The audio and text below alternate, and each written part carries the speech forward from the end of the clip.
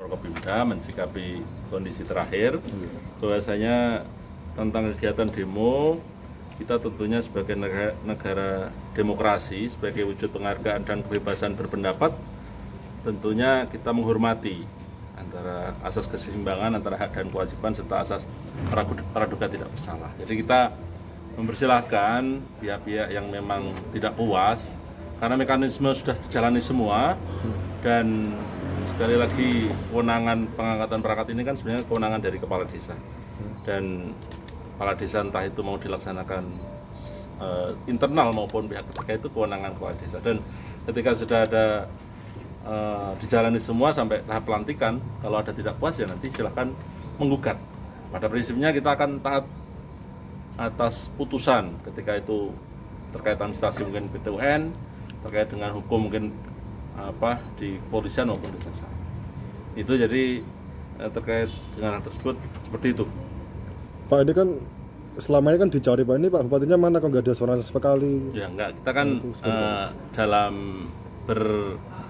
pemerintahan ini kan punya namanya Forkopimda. Ketika kita tadi sudah membahas tentang ini, dan saya juga berkegiatan di pusat juga, dan ketika arahan dari rapat Forkopimda ya kita harus seragam lah, bahasanya harus bersama-sama itu untuk tidak menanggapi gimana, maksudnya kan belum ada yang tanya ke saya kan.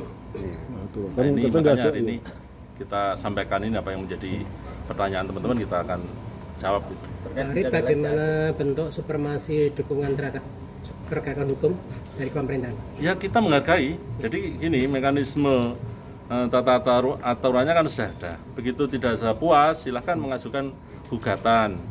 Mekanisme sudah ada. Ketika keputusan nanti pengadilan atau apa itu menyatakan bahwa ini proses ini dinyatakan mungkin tidak sah atau apa, ya ketika itu harus diulang ya kita akan ulang. Tapi kan dasarnya tidak atas terus desakan publik kok, Pak ini harus diulang lah. Kalau nanti serta-merta belum ada keputusan hukum terus kami ini kewenangannya terus mengulang, itu juga nggak boleh juga kan. Ini Gitu. masyarakat kan bisa untuk uji forensik ya Pak? Ya monggo. Apakah pemerintah nanti siap untuk memfasilitasi? Kalau tadi saya tanya Pak Kapolres, kalau soal uji forensik kan ajukan ke kepolisian. Ya, yang punya uji forensik kan Polda.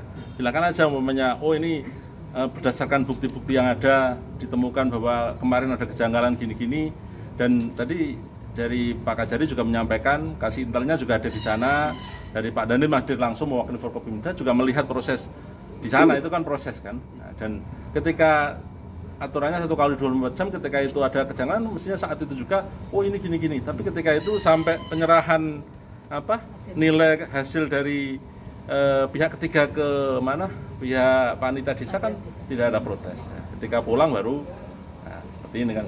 Jadi kalau mekanisme uji forensik kan pihak yang nggak puas sama saya sebagai peserta, wah saya merasa saya dicurangi, saya mau mengajukan ini agar silahkan aja diajukan ke Polda. Kalau Polres nggak punya uji forensik, yang punya uji forensik adalah Polda. Dan ya namanya proses seleksi ada yang puas, yang tidak puas. Termasuk adik saya boleh dicek, namanya Rozin itu, Gedong Sari. Itu ya nggak lulus, dan biasa aja kan gitu loh. Bahwa terus disangkanya adik bupati terus lolos, ternyata ya nggak lulus juga kan gitu. Adik kandung itu Pak? Anaknya paman saya. Jadi enggak, adik sepupu. Nah, dan ini biasa aja, saya bilang ya, namanya kamu konsekuensi ikut seleksi ya ada lulus ada enggak, jangan terus adiknya bupati terus kamu harus lulus kan. Artinya kalau mekanisme kerja itu sesuai tuntutan dan mengenai prosedur, dalam hal ini Bupati sangat mendukung ya Pak ya? Jadi gini, ketika kita kan berupaya, ketika tahap awal dulu, wah ini enggak begini-begini ya, akhirnya kita dengan Forkopimda rapat, mekanismenya ditata biar transparan seperti apa. Nah, tapi kan ya namanya kan ada yang puas ya yang tidak puas kan. Nah, kita sudah berupaya, pihak ketiga silahkan milih sendiri. Dan ketika sudah antara MOU antara panitia desa dengan pihak ketiga, itu urusannya memang udah panitia desa dengan pihak ketiga, itu juga nggak bisa intervensi kan. Pak, itu nggak ada kedekatan antara rektor dengan Pak? Nggak ada hubungannya. Ya profesional aja.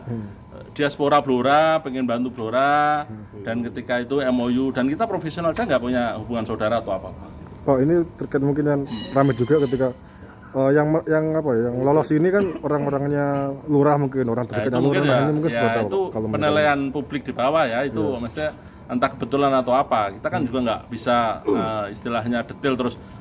Sekali-kali kita tidak bisa mengintervensi, Mas. Ya contohnya loh, kalau saya bisa intervensi, mestinya saya harus ngelulusin saudara saya lah.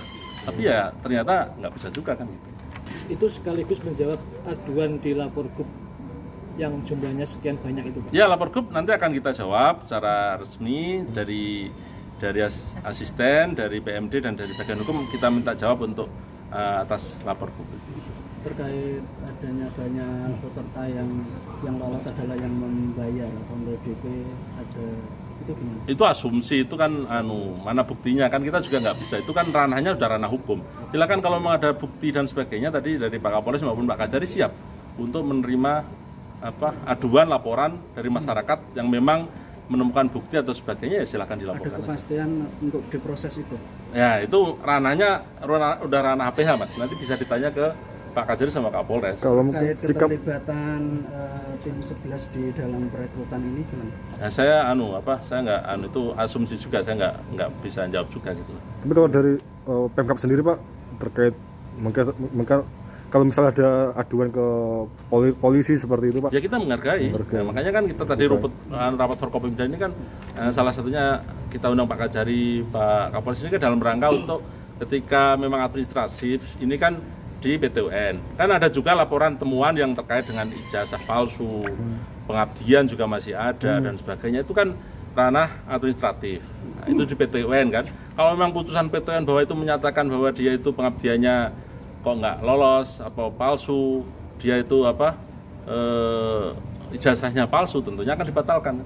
Kalau kaitannya tadi dugaan asumsi-asumsi ranah hukum, tentunya ke aparat hukum. Ya, tadi dari beberapa peserta termasuk orang muslimat sendiri kan dari awal ditawari 100 juta, 50 juta, ada rekaman juga tadi yang dikasih. Ya monggo, kalau memang ada bukti itu ranahnya bukan ranah kita ya.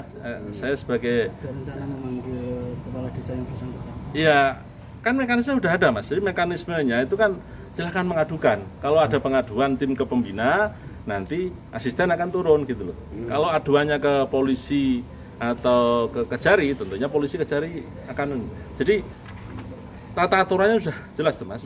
Jadi kalau terkait dengan aduan nanti kepadanya bupati, tentunya saya akan menugaskan asisten atau bagian hukum PMD untuk meneliti itu, gitu loh. Pak kalau terkait ini Pak Untuk sanksi Pak, sanksi kepala desa yang terbukti nanti untuk melakukan jual beli itu. Ya kita ada mekanisme juga, Mas. Nah, nanti secara detail bisa tanya bagian hukum lah. Kalau terkait ini pelanggaran ini seperti apa ya kita akan sesuai dengan koridor lah hukum yang ada. Gitu. kalau mungkin terkait ini Pak yang tes CAT Pak karena kan bilang ketika saya milih jawaban yang ini kok ngeheng tiba-tiba, Nah, nah itu kan mungkin teknis lagi, Mas. Jadi kalau sudah bicara teknis, saya terus terang nggak menguasai.